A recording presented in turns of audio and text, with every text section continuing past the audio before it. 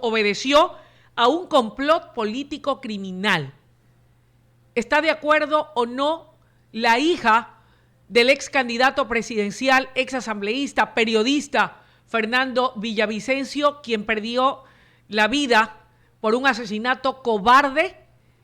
Es la pregunta que le formulamos a Amanda Villavicencio, su hija, quien estuvo presente precisamente el día de la audiencia de formulación de cargos donde fueron procesados los presuntos autores intelectuales de este cobarde crimen. Amanda, qué gusto saludarte, buenos días y bienvenida. Te escucho. Buenos días, Luisa, muchas gracias por la invitación. Bueno, como lo he dicho en algunas oportunidades, el día de la audiencia fue un día muy, muy especial, lleno de dolor, de tener que escuchar una vez más todo lo que fue el asesinato de nuestro padre. Y siempre sacude emocionalmente, pero también sacude el estómago, las vísceras, ver en la pantalla a los procesados, ¿no? Verlos ahí con todas sus ínfulas, con todos sus deseos de seguir influyendo en la justicia, ¿no? El día de la audiencia creo que como país vivimos una lección de que la justicia sigue en las manos de la impunidad. Creo que si bien fue un éxito que se hayan formulado cargos, si bien fue un éxito que se entienda este complot narcopolítico y que nosotras hayamos podido recibir medidas de protección frente a los ataques de algunos de los procesados, entre ellos de Javier Jordán principalmente, el hecho de que se haya dictado prisión preventiva únicamente contra dos de los procesados, y creo yo justamente los dos, el uno está preso y el otro está en Venezuela, totalmente protegido por el gobierno de Maduro, no es suficiente. Y eso hace pensar qué está pasando con la justicia. ¿Quién es esta señora jueza que ni siquiera sabe quién es Fernando Villavicencio? Parece que ni siquiera leyó el expediente del caso. Parece que no entiende las palabras, y no sé cuáles son las palabras mágicas que quería que diga la fiscal, para entender cómo han ido asesinando a diferentes testigos del caso, cómo han ido desapareciendo pistas del caso, ¿no? Y claro, decía de alguna manera la jueza, pero es porque ellos no están aquí, es que han pasado esas cosas. Realmente es como un análisis muy pobre creer que necesitamos que estén aquí estos personajes para que sucedan las cosas. Ellos, bueno, y no se lo digo ellos, voy a hablar, por ejemplo, del Invisible. Imagínate, alias del Invisible, desde la cárcel, con una sentencia previa ya de más de 30 años, él seguía siendo la cabeza de una organización criminal capaz de tener internet de banda ancha, de dar desde ahí la luz verde para un crimen como el de Fernando Villavicencio. Entonces es absurdo pensar que necesitamos que estén aquí presentes los delincuentes para cometer sus fechorías. Yo decía justamente, parece que la jueza no ha visto ni un capitulito de La Ley y el Orden o de esas series policiales. Hay que entender la lógica criminal, adelantarse a eso y sobre todo precautelar el derecho de las víctimas y no decir, voy a dejarles en libertad porque ellos necesitan trabajar para generar dinero, para pagar a sus abogados. El abogado con un super reloj de oro necesita otro, supongo. Y nosotras, como víctimas, no necesitamos verdad y responsabilidad. Claro que sí. Realmente creo que fue un día triste para la justicia, un día triste para estas hijas, pero también nos hace saber que esto recién ha empezado y que tenemos que ponernos toda la valentía que tenemos encima para exigirle a este país y para, como dijo la jueza, educar a la sociedad y a los jueces que no están haciendo bien su trabajo sobre qué es lo que el Ecuador necesita. Y necesita un baño de verdad, de justicia. Y como decía mi abogado, necesita un baño de verdad, no una piscina llena de delincuentes y de impunidad. Amanda, por recoger algunas de las expresiones dichas por la jueza, que era la que lideraba la audiencia, a la que la había convocado, ella llamó la atención a la fiscal por lo que calificó como una débil argumentación sobre el pedido de prisión preventiva en contra de los imputados. Incluso le dijo a la fiscal que ella no estaba allí para ser el brazo ejecutor del político de turno. ¿Creen ustedes que existe algún tipo de interferencia política en el accionar de la Fiscalía o que la Fiscalía está actuando como brazo ejecutor del poder político? Yo creo que cada ladrón habla por su condición, ¿no? La jueza le exigía, además, de una forma, o sea, bien grosera, como una madrastra, así, bien feita, a la fiscal le trató mal. Para mí, uno debe respetar a las personas ante todo, le gritó, le maltrató, y puedo entender, Fiscalía le faltó contundencia. Yo no voy a defender a Fiscalía, no es mi trabajo. A Fiscalía le faltó contundencia, sobre todo cuando entendemos que estamos enfrente de una jueza parcializada. No podemos dejar espacio para la duda. Hay que ser contundentes en los argumentos. Y sí, yo creo que le hizo falta a Fiscalía esa contundencia, ¿no? Pero para mí, quien actuó de forma sesgada políticamente fue la jueza. Y me parece complejo, como digo, nosotros fuimos anotando algunos de sus comentarios porque sacaban de onda totalmente lo que decía, ¿no? Creo que de las cosas más fuera de lugar fue referirse a criticar las marchas en contra de la corte, por ejemplo, dentro del espacio de la audiencia. Yo creo que ese no era el espacio.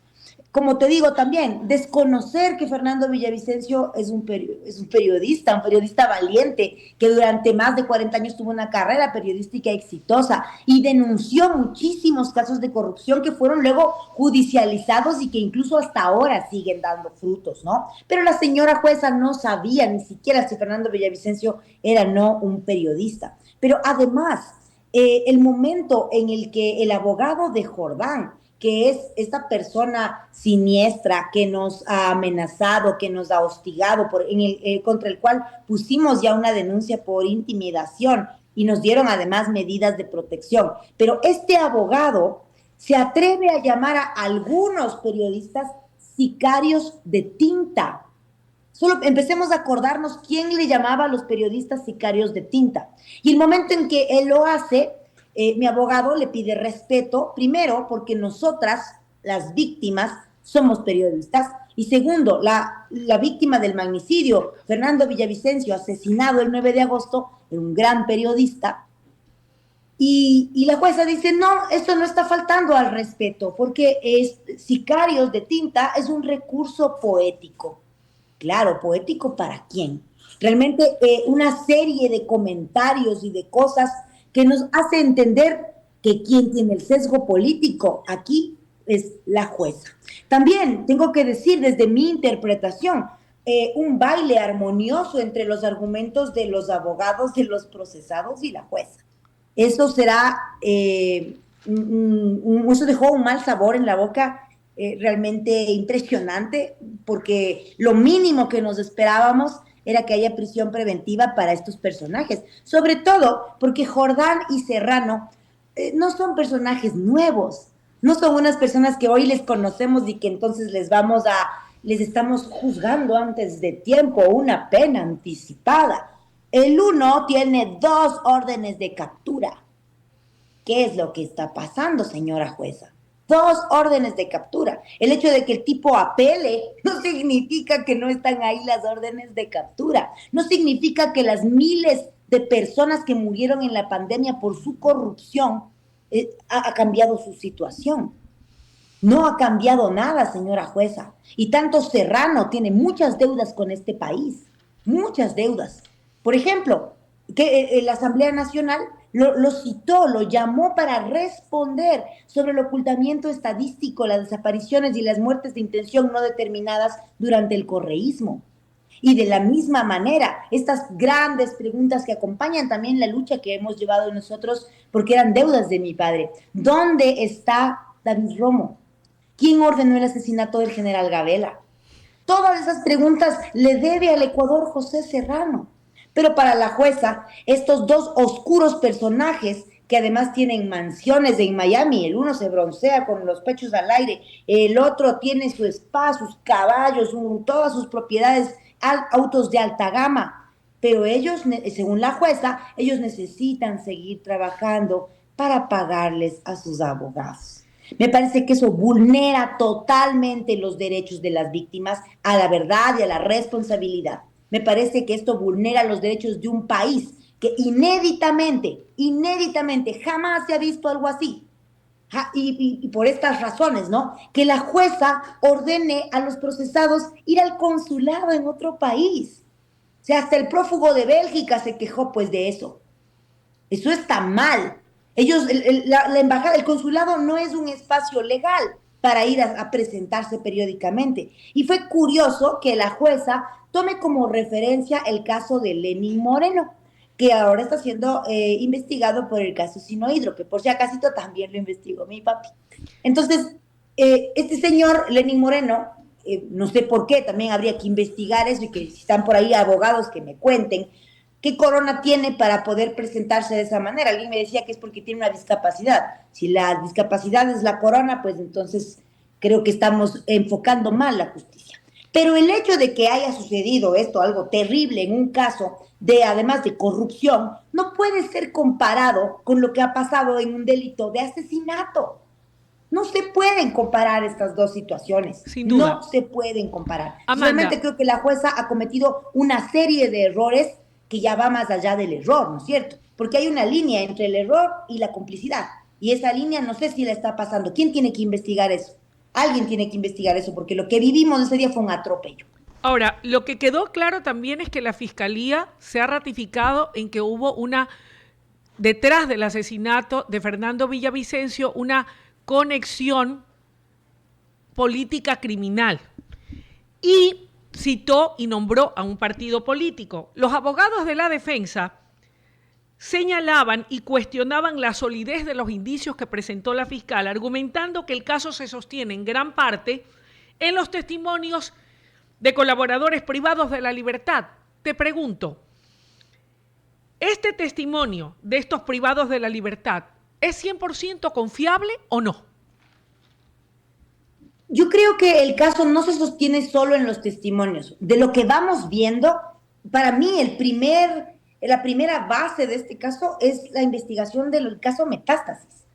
Y esto es una investigación profunda, periciada, con un montón de, no solamente como pruebas humanas, ¿no? Sino ya la materialización de algunos documentos, de chats, diferentes cosas. El tema de las fuentes humanas como testimonios, yo creo que no son prueba en sí totalmente, ¿sí? Pero si la prueba humana coincide con lo que los chats están diciendo, ya no es solo prueba humana, ¿no? Ahora, en este momento del proceso, no se viene a juzgar las pruebas, ¿sí? Y eso es algo que el Ecuador tiene que aprender. Cuando digo el Ecuador también hablo de mí. Yo no tengo experiencia en estos casos. Para mí es la primera vez que estoy sentada en un juzgado. Y entonces, claro, yo también quisiera que desde el primer momento la fiscalía tenga ya todas las pruebas y todas las cosas, pero me entero que en la formulación de cargos no es así. Que en la formulación de cargos es suficiente con que yo tenga indicios para decir estas personas están implicadas en este delito. Claro que y sí. Eso ha sido lo que sucedió. Amanda, ¿sí? ¿por qué te lo preguntaba? ¿Por qué hacía esta precisión, Amanda? Porque curiosamente la versión o el argumento que escriben los abogados de la defensa de que buena parte de los indicios a los que hacía referencia la fiscal se basan en la versión o las versiones dadas por personas privadas de la libertad y no confiables, de acuerdo a la versión de la defensa, se relaciona o es en buena parte muy parecido a lo que en un mensaje publicado en su cuenta de X ha formulado el expresidente Rafael Correa. Y si tú me permites, más allá de que seguramente lo leíste, pero para quienes no lo hayan hecho, él dijo en su cuenta de X lo siguiente: independientemente de afectos o desafectos, hacer toda esta payasada en función de las declaraciones de un delincuente confeso como Daniel Salcedo, por eso es que la Fiscalía y el sistema de justicia del Ecuador está considerado como uno de los peores del mundo, dijo Rafael Correa en su cuenta X tras conocer que la fiscal Hidalgo mencionaba a su movimiento político, al correísmo. También calificó como show, telenovelas y estupidez la teoría que presentó la agente fiscal tras la denuncia y las revelaciones que se desprendieron de las investigaciones el día de la audiencia. Hay ahí una concordancia en donde la defensa desmerece las versiones o las revelaciones dadas a conocer por Salcedo, que está preso, con lo que señala el expresidente Rafael Correa, haciendo alusión a que su movimiento político haya sido mencionado por la fiscal que participó y que tiene a su cargo las investigaciones. ¿Qué me puedes decir al respecto de esta coincidencia? Bueno, primero es que el prófugo de Bélgica es pana del prófugo de Miami. Entonces, eso es algo que entre prófugos se van a defender. Entre prófugos se retuitean, entre prófugos se apoyan en sus narrativas, entre prófugos comparten las mismas cajas de resonancia, entre prófugos comparten las mismas estrategias. Entonces, no me sorprende. Yo creo que, como digo, la palabra de una persona procesada o sea, el hecho de que esté preso no significa que sea más verdad o menos verdad. Hay que investigar. Entonces, las palabras de un procesado que está confesando y que está delatando a sus compinches, no puede ser solamente eso la prueba.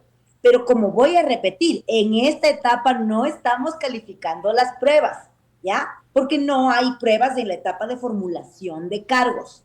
Eso es como fundamental de entender. Si el Mashi no entiende que es así, pues hay que enseñarle, mandarle una clasecita de doméstica, aunque sea así, puede aprender.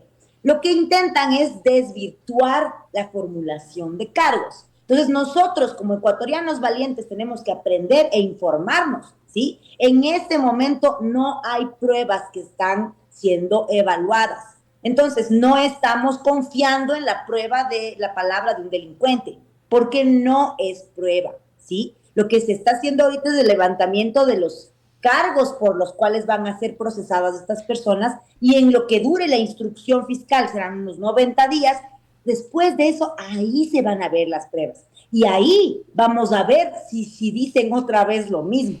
Ahí vamos a ver si alcanzan a lavarle la cara a su movimiento político, que todo el Ecuador sabe que es una tienda delincuencial. Todo el Ecuador sabe lo que la Revolución Ciudadana le hizo a nuestro país. Y sabemos también cómo y cuándo planificaron el crimen de Fernando Villavicencio. Ahora le queda a la Fiscalía tener todos los argumentos y prepararse de manera impecable para no permitir que jueces sesgados, que diferentes actores mediáticos hagan este tipo de cosas, ¿no? Que lo que hacen es reducir la credibilidad en las instituciones. Como hemos dicho desde el principio, Tamia y Amanda Villavicencio hemos sido muy críticas a la Fiscalía. Cada vez que se han equivocado hemos estado ahí para hacérselo saber. Pero no vamos a permitir que desde Bélgica, por ejemplo, se intente instaurar narrativas que lo único que quieren hacer es seguir haciendo impunidad en el Ecuador. El país necesita saber la verdad. ¿Quién ordenó el asesinato de Fernando Villavicencio y por qué? Necesitamos saber esas respuestas. Es la única manera de empezar a limpiar la política. Es la única manera de que de verdad nuestros hijos y nuestros nietos tengan la posibilidad de vivir en un país mejor. Y si no lo han entendido, si son tan tontos para seguirle haciendo mierda a este país, entonces prepárense, porque sus propios hijos, sus propios nietos serán los que tengan que pagar esas consecuencias.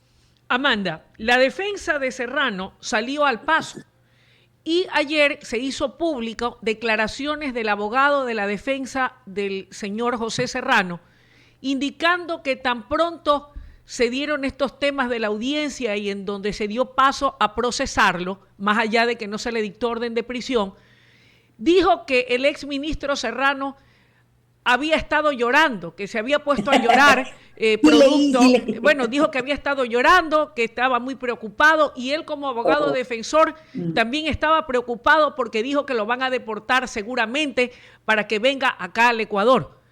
¿Qué comentario te merecen esas declaraciones? El señor José Serrano, de acuerdo a la versión de su abogado defensor allá en Miami, estalló en llanto tan pronto fue procesado formalmente por el delito de asesinato en contra de Fernando Villavicencio, más allá de que no se le dictó prisión preventiva.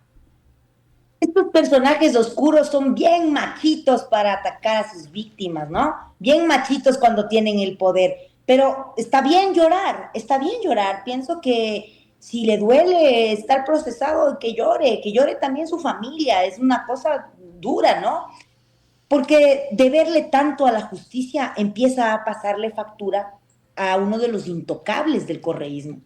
Yo creo que no está mal que él llore, me parece que ni siquiera debería ser noticia que llora el delincuente procesado, no debería ser noticia, porque todos tenemos dolores y sufrimientos.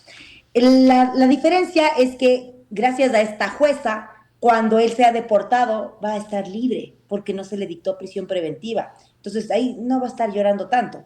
Creo que estos son shows. O sea, imagínate, un procesado por asesinato está llorando en la cárcel. ¿Cómo es que es eso noticia? Eso no debería importarnos por qué la jueza no le dio prisión preventiva. Eso es algo que realmente me parece asqueroso, asqueroso. Y estos abogados, yo te digo, y qué pena me da por esa profesión, que debería ser tan digna, ¿no? Yo creo que los abogados deberían estar alineados con un código de ética mucho más fuerte. Y no es así. Qué fácil se ha convertido en almacenar fortunas de defender a pillos.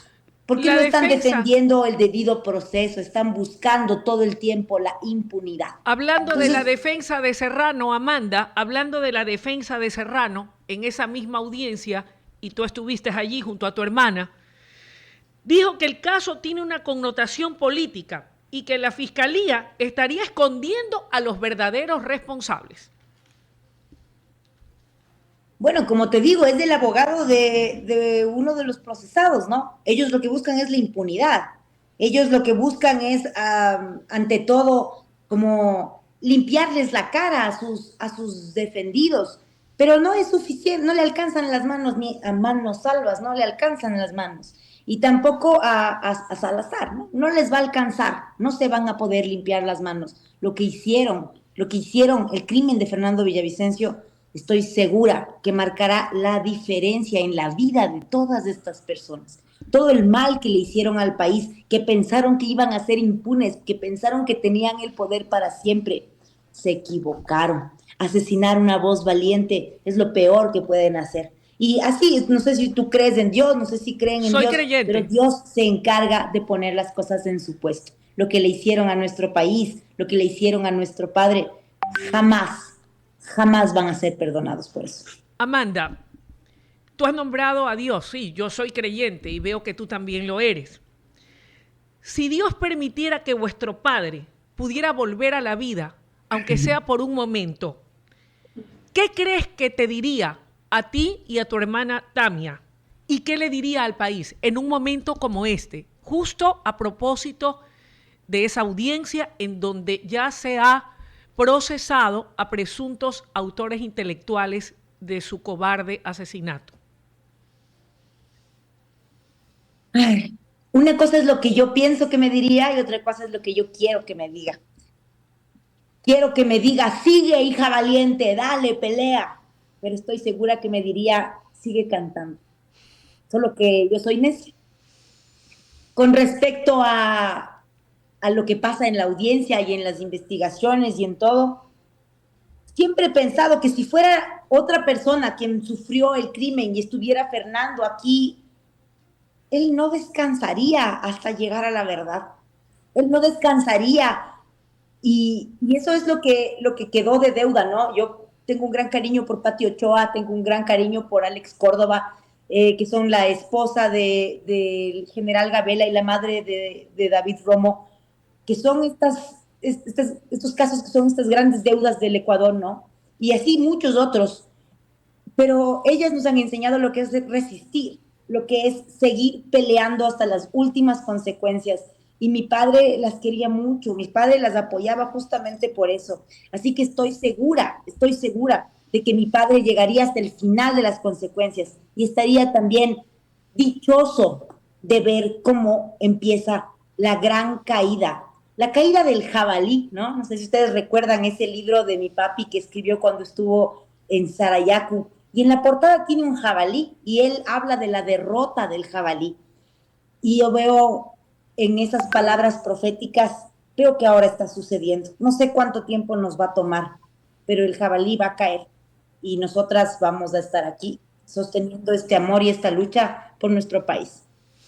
Muchas gracias, mi querida Amanda. Se me despeluca la piel al escucharte. Son muy conmovedoras tus palabras, me transmiten ese sentimiento de alguien que perdió a su referente, a su padre, a su mejor amigo, a su protector. Y yo también confío en que Dios permita que la justicia llegue y que quienes sean los responsables paguen por el delito cometido. Te abrazo fuerte y pues te admiro, te respeto y te abrazo fuerte, fuerte, muy fuerte, y que Dios te dé sabiduría y fortaleza. Gracias, Luisa. Gracias por el espacio. Muy amable. Son las 8 de la mañana con 32 minutos. Era la intervención de Amanda Villavicencio, presente esta mañana en el Noticiero Nacional de WQ Radio. Vamos a una breve pausa y cuando volvamos estaremos conversando de un tema que es del interés de todos los ciudadanos, y es que queremos saber qué está haciendo la Intendencia